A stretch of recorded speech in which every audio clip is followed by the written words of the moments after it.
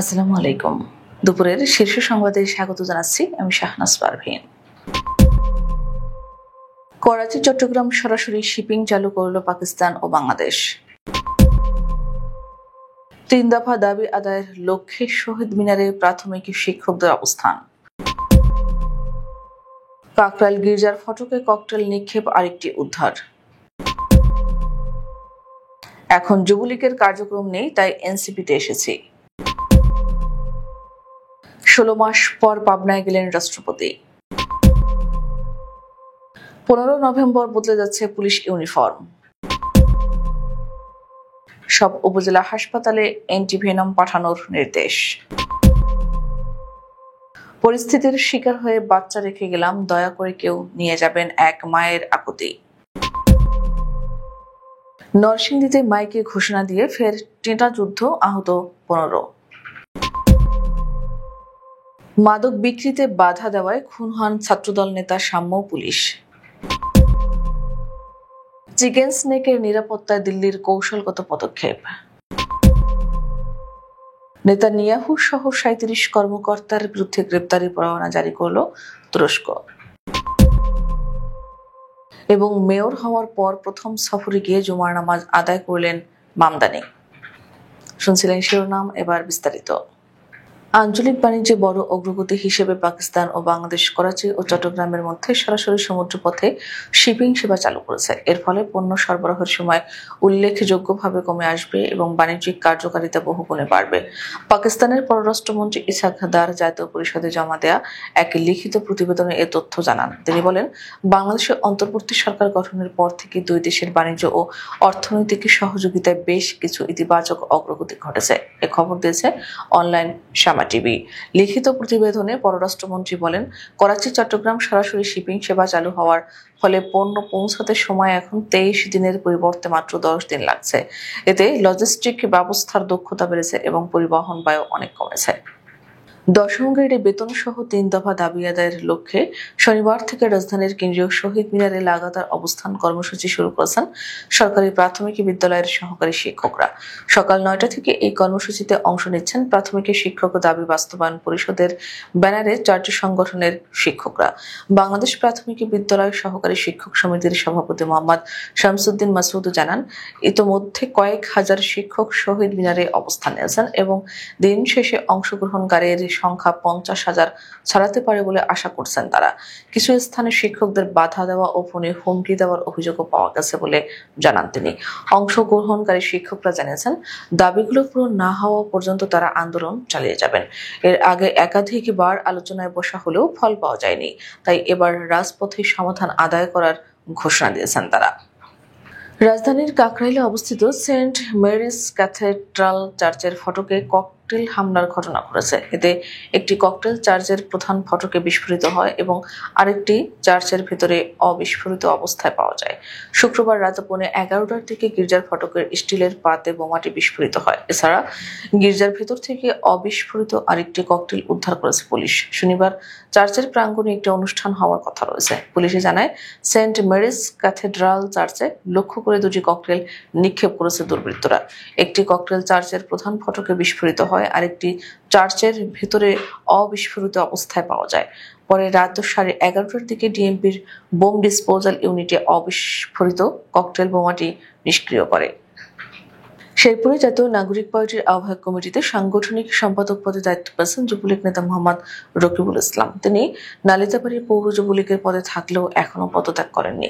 এনসিপির কেন্দ্রীয় সদস্য সচিব আক্তার হোসেন ও উত্তরাঞ্চলের মুখ্য সংগঠক শারজিস আলম স্বাক্ষরিত 56 সদস্য বিশিষ্ট এ জেলা কমিটি বৃহস্পতিবার রাতে প্রকাশ করা হয়। স্থানীয় সূত্র জানায়, রকিবুল ইসলাম নালিতাবাড়ী উপজেলার মরিচপুরান ইউনিয়নের সাবেক ইউপি সদস্য আব্দুল কুদ্দুসের ছেলে। তিনি মরিচাপুরান ইউনিয়ন যুবলীগের সাধারণ সম্পাদক পদে প্রার্থী ছিলেন এবং 2018 ও 2024 সালের জাতীয় সংসদ নির্বাচনে নৌকা প্রতীকের প্রার্থী প্রয়াত মতিয়া চৌধুরীর পক্ষে কাজ করেছেন। এনসিপিতে আসার বিষয়ে রকিবুল ইসলাম বলেন, যুবলীগে আমাকে কার্যক্রমে অংশ নিতে দেওয়া হয়নি, সাধারণ সম্পাদক পদেও সুযোগ পাইনি। এখন যুবলীগে কোনো কার্যক্রম নেই, তাই এনসিপিতে এসেছি। 16 মাস পর নিজ জেলা পাবনায় গেলেন রাষ্ট্রপতি মোহাম্মদ শাহাবুদ্দিন। শনিবার 2 দিনের সরকারি সফরে তিনি পাবনায় পৌঁছান।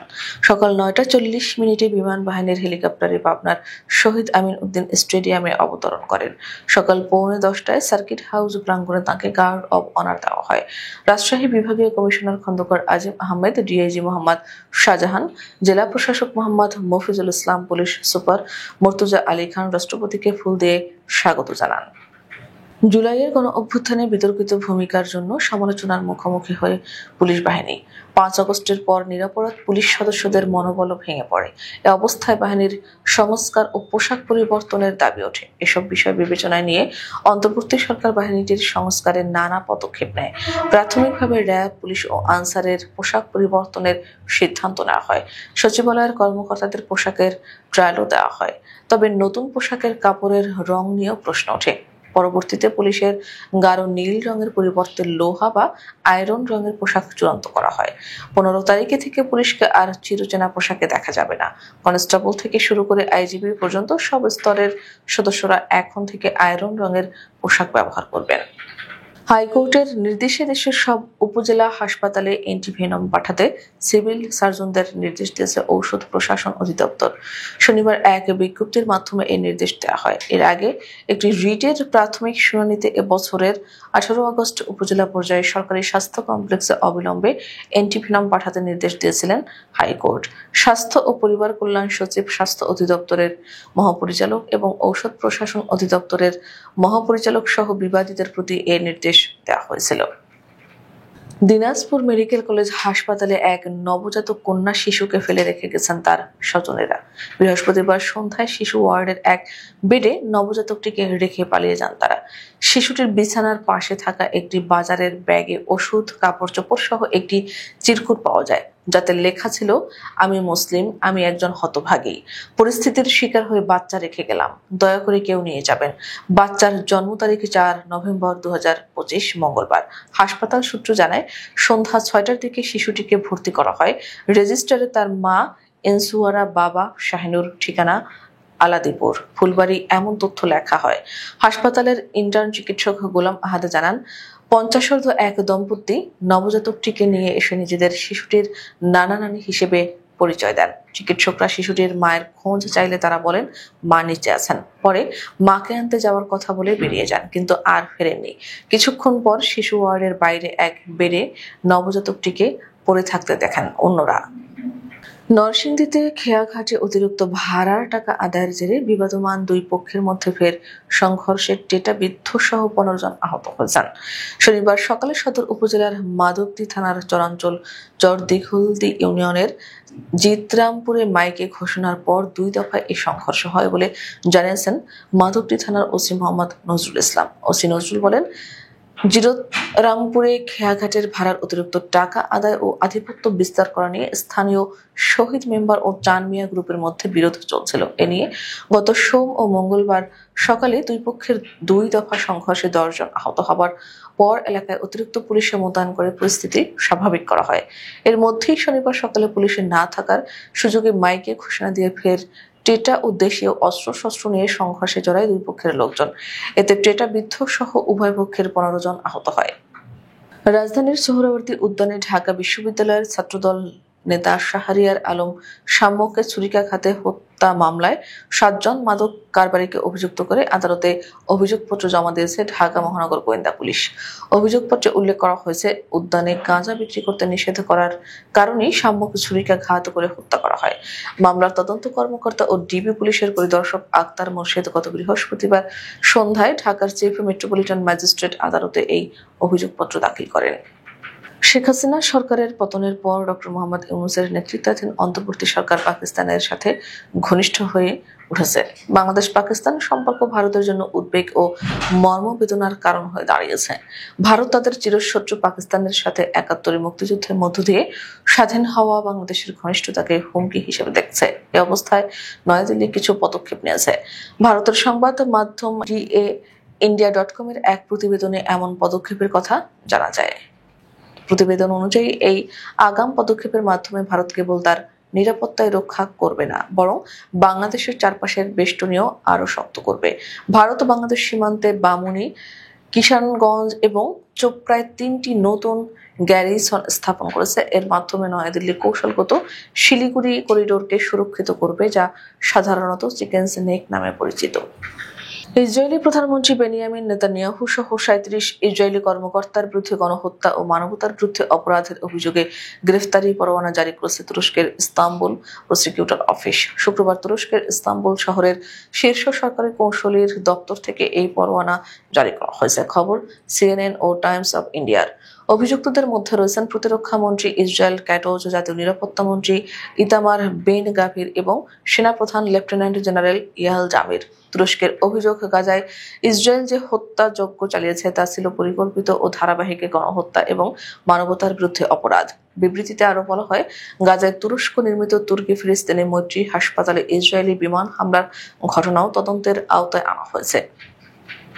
নিউ ইয়র্ক সিটির নবনির্বাচিত মেয়র জোহরান মামদানি শুক্রবার যুক্তরাষ্ট্রের অধীনস্থ ক্যারিবিয়ান দ্বীপ পুয়ের্তো রিকোতে জুমার নামাজ আদায় করেছেন। তিনি রাজধানী সান জুয়ানের একটি মসজিদে গিয়ে মুসল্লিদের সঙ্গে নামাজে অংশ নেন।